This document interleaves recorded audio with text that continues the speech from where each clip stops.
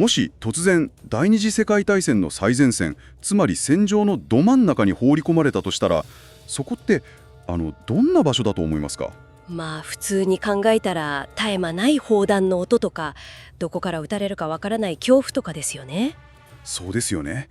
地面は泥だらけで、どこに身を隠せばいいかもわからない。想像するだけで恐ろしいですね。でも実は今日のテーマはそこなんですよ。混沌とした戦場で何万人もの人間の行動をコントロールする秩序を築くための戦場のデザイン、それが厳格に定められていたんです。なるほど。つまりただのカオスな泥沼ではなくて、実は緻密に計算された標識とか記号によってコントロールされた空間だったということですよね。その通りです。戦場の記号を読むシリーズの2回目。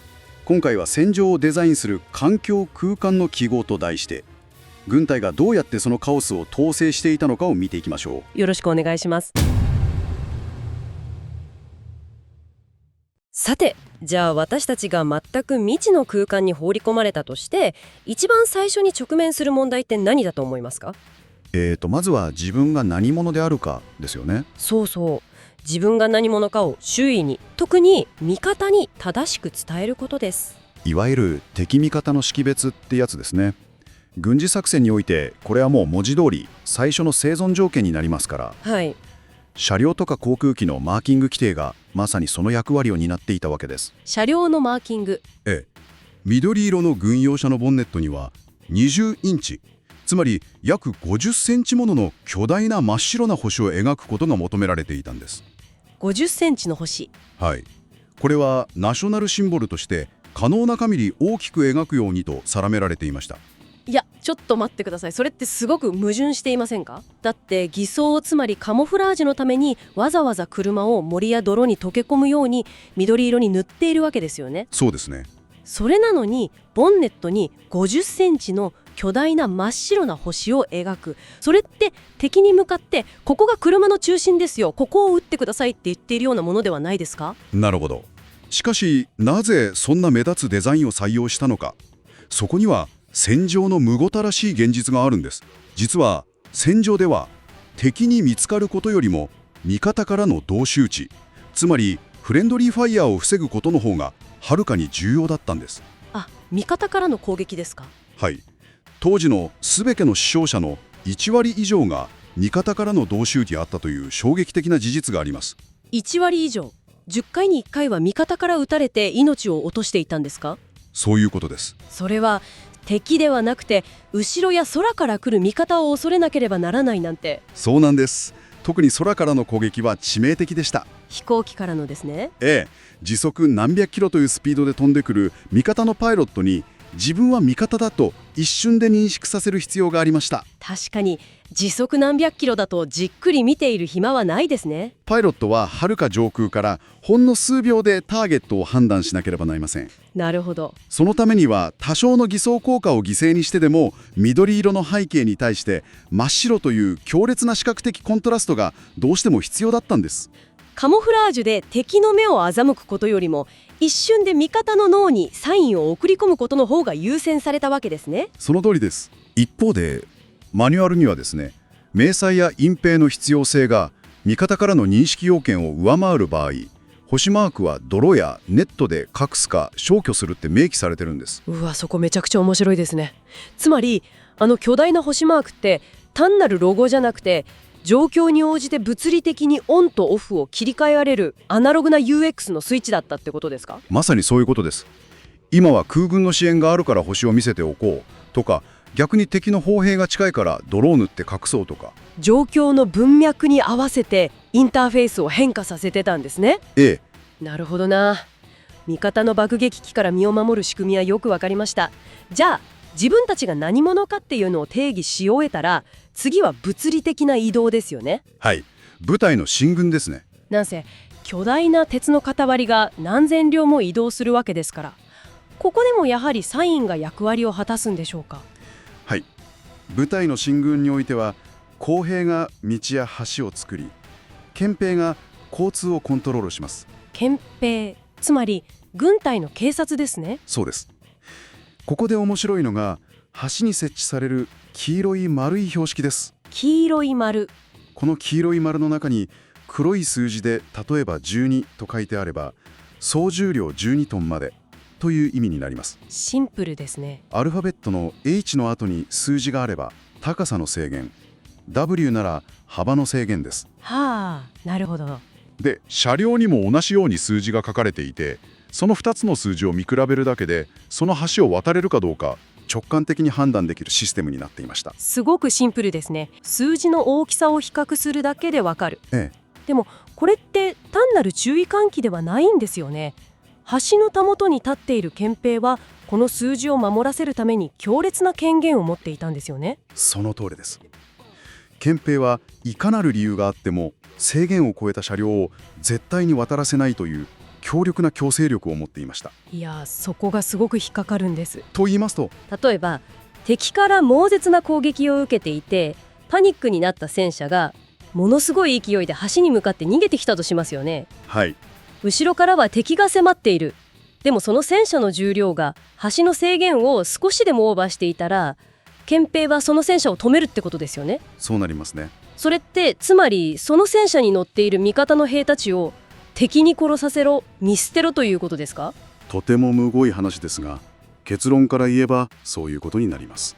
うわ、きついですね。なぜなら、もし一両の戦車が無理をして橋を崩落させてしまったらどうなるか。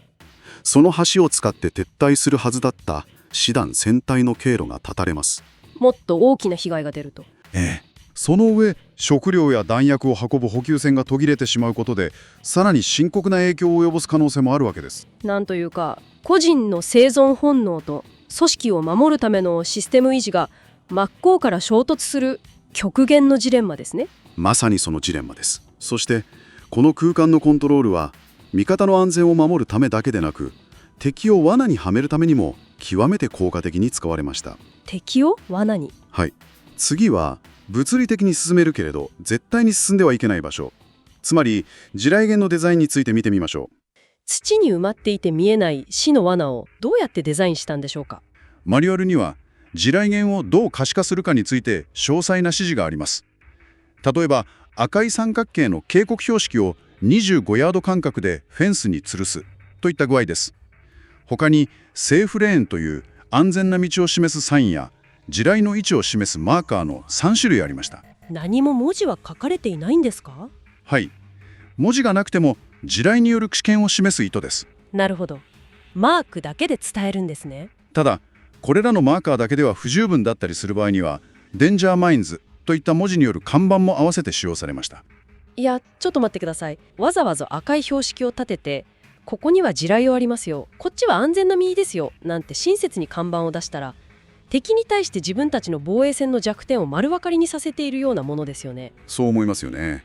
そこがこのデザインの最もえげつないところなんです。えげつない？どういうことですか？実はこれらの赤い標識は味方側、つまり後方に向けてのみ設置されるという厳格なルールがありました。敵が冷めてくる前方からは一切見えないようになっていたんです。うわぁ、つまり見る方向によってその空間の意味が180度変わるってことですか？その通りです。味方から見れば赤い三角形がずらりと並んだ致命的な地名地帯。でも敵から見たら決してハラハラすることもない平和な原っぱにしか見えないと。なるほどなるほど。さらに安全通路の作り方にも極めて緻密な指示がありました。安全通路は必ず直線的に作るように求められていたんです。直線的に。味方が迷わないためですか？それもありますが、最大の理由は敵の偵察機に航空写真を撮られた時のためです。もし特に地形の制限がないのに道が不自然にカーブしていたら、敵の分析官はあそこには何か避けなければならない罠があると見破ってしまいます。ああ、なるほど。だから限りなく自然に見えるよう直線の道を作ったんです。いやー、すごい。空間そのものを使って敵の脳を欺いているんですね。はい。しかもこれだけじゃないんです。本物の地雷を埋めないダミーの地雷原までありました。ダミーですか？そうなんです。ダミーの地雷原では本物の爆薬は一切使いません。